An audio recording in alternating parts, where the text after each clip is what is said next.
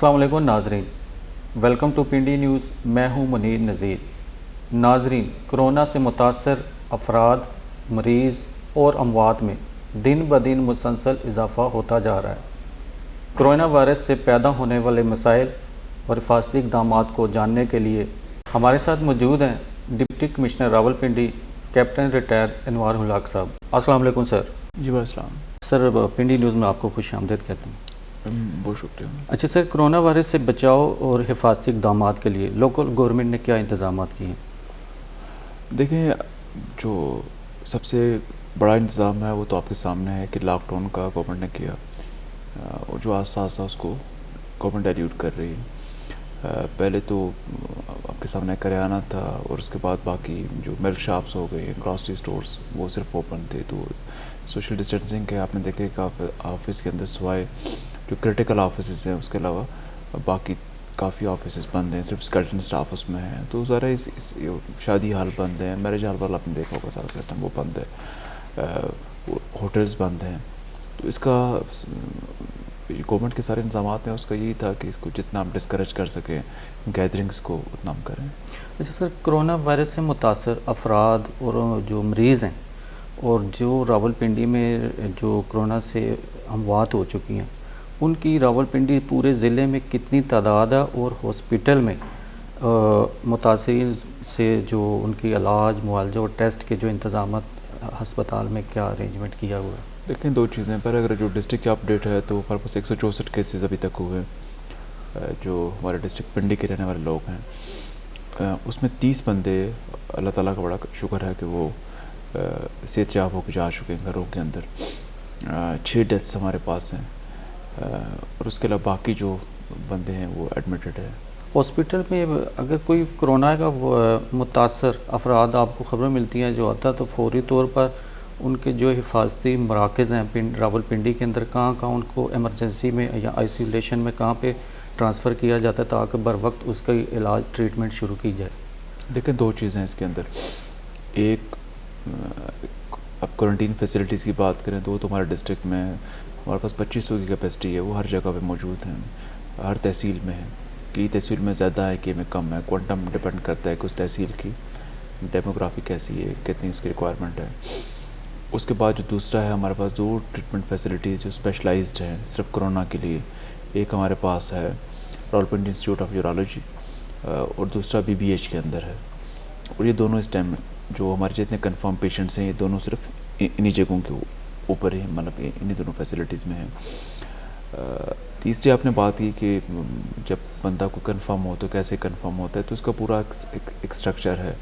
पहले तो हमें सबसे पहले ज़्यादातर केसेस में लोग BBH में जाते हैं, और वो उनके सिम्टोमेटिक होते हैं कि हमें सिम्टम्स हैं, उनका टेस्ट होता है।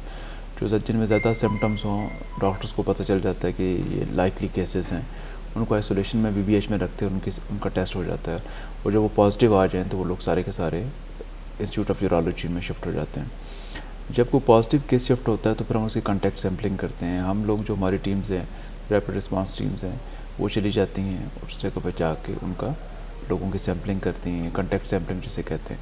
और घरों को, लोगों को क्वारंटीन अपने घरों में कह देती हैं कि आप बाहर ना निकलें। जब उनके रिज़ल्ट, खुदा ना करे अगर वो पॉजिटिव हो जाए, तो हम पॉजिटिव लोगों को उठा के हम शिफ्ट कर देते हैं। तो ये सिलसिला जो है ना, ये एक लंबा सिलसिला जो चलता रहता है इसी तरह।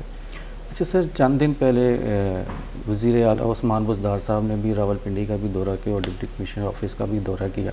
तो उसमें जो मुतासर अफराद हैं कोरोना से, उसमें राशन तकसीम और जो एहसास प्रोग्राम के 12,000 रुपये की रकम है उनमें तकसीम की गई। तो मुतासरीन की काफ़ी शिकायत थी कि अमाउंट में से उनकी कटौती हुई है।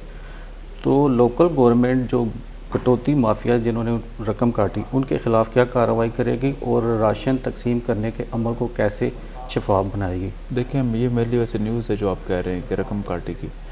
मतलब आई वुड रिक्वेस्ट उस माफिया के ख़िलाफ़ क्या कार्रवाई होगी? मैं ये कह रहा हूँ कि पहले ये न्यूज़ है कि आपने कहा कि रकम काटेगी। हमारे पास काटी गई है। नहीं, आप कह रहे हैं, मेरे पास ऐसी कोई इन्फॉर्मेशन नहीं है। तो आई वुड रिक्वेस्ट कि अगर आप जिस जगह पे आपको ऐसी इन्फॉर्मेशन है, क्योंकि हम तो डेली बेसिस पे, मैंने सुबह भी government girls high school number 2 उसको विज़िट किया, फिर कोहिनूर में मैं गया उसको विज़िट किया, तो हम लोग सारे विज़िट कर रहे हैं। ठीक। ऐसा चीज़ कहीं नहीं है, ना कोई एजेंट सिस्टम है, वो आर मेकिंग इट श्योर कि इसको ये ट्रांसपेरेंट हो। तो वैसे ऐसी कोई इन्फॉर्मेशन मेरे पास नहीं है। जैसे आप कह रहे हैं मेरे को रकम काटी गई है, वो रिक्वेस्ट अगर आप हमें दें, हम इन्वेस्टिगेट करेंगे ऐसा केस किस जगह पे हुआ। देखें, राशन की जो गवर्नमेंट का जो सबसे बड़ा प्रोग्राम है वो तो यही है, जो लोगों को हम पैसे दे रहे हैं।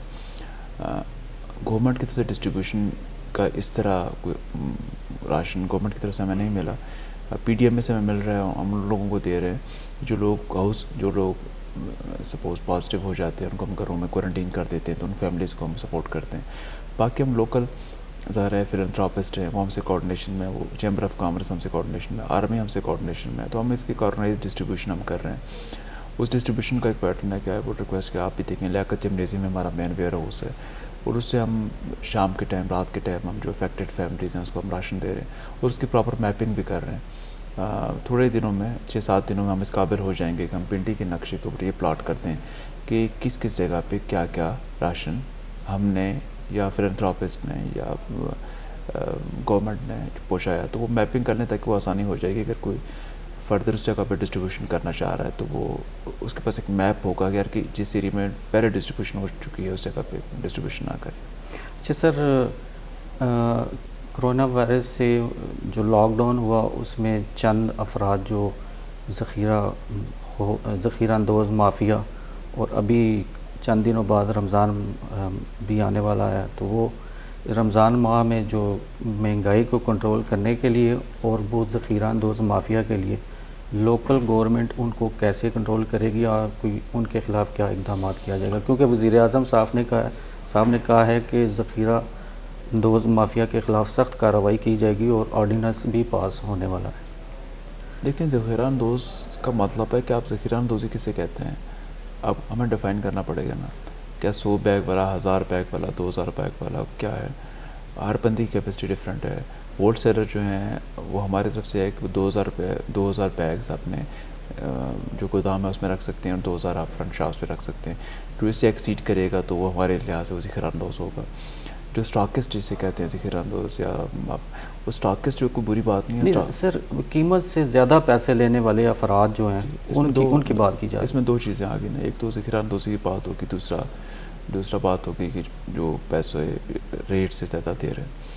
तो हमारे पास जो स्टॉक के सारे रजिस्टर्ड हैं, स्टॉक्स उनके डिक्लेयर हैं, तो जिस जगह पे हमें कोई इन्फॉर्मेशन है, ज़ाहिर है गवर्नमेंट का एक बड़ा एलेबरेट सिस्टम है। एक तो इनफॉर्मल रिपोर्टिंग है जैसे आप कर रहे हैं, लोग वो उस तरह ही बताते हैं, और बाकी स्पेशल ब्रांच का, एजेंसीज़ का वो बताते हैं जिस जगह पे कोई स्टॉकिस्ट अगर हो ऐसा तो हम उस पर एक्शन डेफिनेटली करते हैं।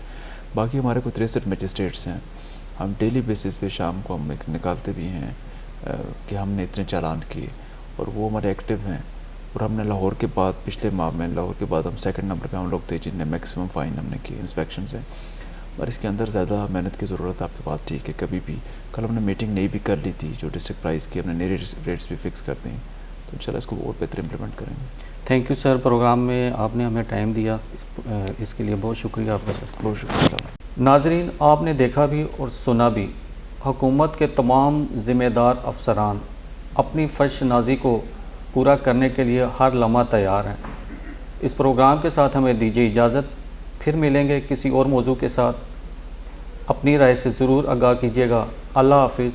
पाकिस्तान ज़िंदाबाद।